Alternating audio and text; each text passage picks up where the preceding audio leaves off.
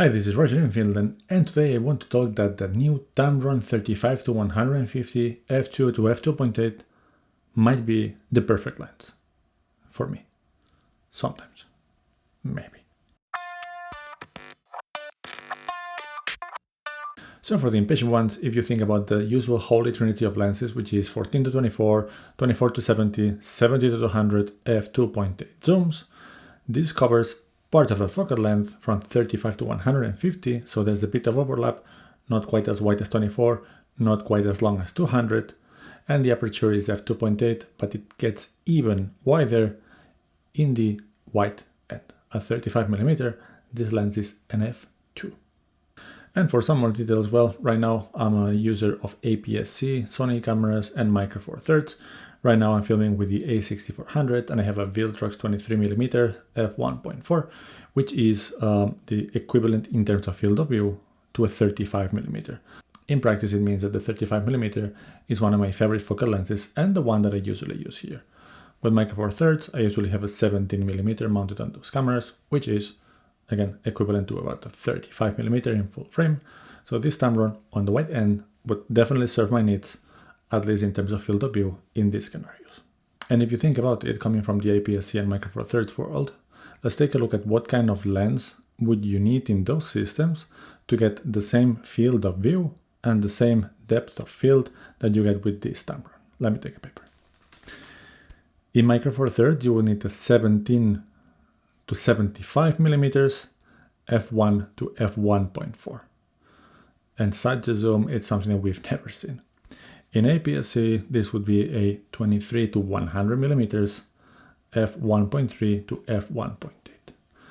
Neither of those options exist, but let's take a closer look of, do we have any options that get even closer to what this Tamron lens offers in full frame in terms of field of view and controlled depth of field. And even if you're correctly thinking that it will not stay at f2 for long, now let's assume that this lens can be thought as a 35 to 150 f2.8, and at 35 it can be also f2. Even so, you would need a 1.4 zoom or a 1.8 zoom, respectively in Micro Four Thirds and APS-C, that don't exist. So, do we have any alternatives in Sony APS-C or Micro Four Thirds?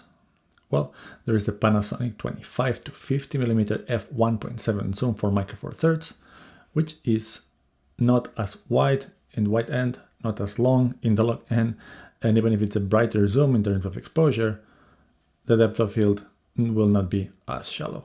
And besides that, it's above 1,500 euros, and I'm pretty sure that that's going to be the top of what this Tamron lens might be. So more expensive, doesn't cover any of the other needs. Then in APS-C, we have the Tamron 17 to 70 f2.8, and that's a little bit wider on the wide end, not as long in the long end, and it's an f2.8 in APS-C, which means that even if it's as bright in terms of exposure, the depth of field will be definitely different. So that's far from a 1.8 zoom. And I believe that the only 1.8 zooms that there are for APS-C and not for mirrorless cameras is the Sigma 18 to 35, which again is much shorter range focused on the wide to normal, and it's f1.8, but nothing that would get you that long range from wide, definitely not extreme, but wide to normal to telephoto. To some, this might be a bit awkward focal length. So again, comparing to the trinities, the 14 to 24, this is not covered at all here. 24 to 70, here we have the 35 to 70, so not as wide. And from the 70 to 200, we're covering all the way until 150mm. But focal length, I really believe that it's a matter of preference. For me, if you've seen some of these videos, and if not, I'm explaining it anyway, I feel most comfortable somewhere between 35 to 60mm. These are the lenses that I use the most, or focal lenses that I use definitely the most. When I go out or on holidays and I would like to one package or one lens to do it all, then I usually prefer something on the longer end than the wide end, and then maybe I move around to 120 to 135mm sometimes, while keeping most of the pictures around, again, those 35 to 60. And this lens seems to cover exactly my personal preference to perfection. And then we have the aperture. Even if for video is not ideal, that it's not a constant aperture. You just set it at f2.8 and it's as bright as any zoom there is basically. And then you have still the possibility, if I would be using it right now, I actually have this set at f2 because of the light setting here. So now imagine that I would have that Tamron lens mounted on a full frame Sony camera at 35mm and at f2, I would look this exposed and the background would be a little blurrier. So obviously I haven't seen it and I haven't seen it perform. I'm just talking that its characteristics, its focal length and its aperture seems to be fitting my needs perfectly fine. So what could possibly go wrong? I don't think that it will perform wrong. I'm having a hard time nowadays to find lenses that are actually poor or that I would need a lot more sharpness or corner sharpness and whatnot. So I'm pretty sure I'm going to be happy with that.